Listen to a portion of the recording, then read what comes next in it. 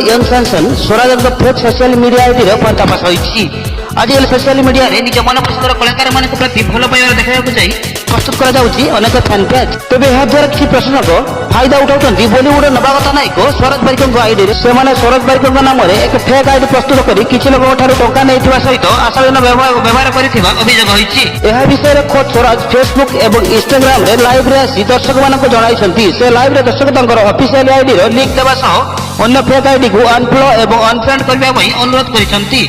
अन्य कलाकार मानक सचेतन रहा अनुरोध करछंती स्वराज। तेबे हॉलीवुड शिशु कलाकार भाव कैरियर आरंभ कर स्वराज मुख्य अभिनेता भाव तू मो लव स्टोरी और लेला ओ लेला चलचित्र नजर आसुछंती।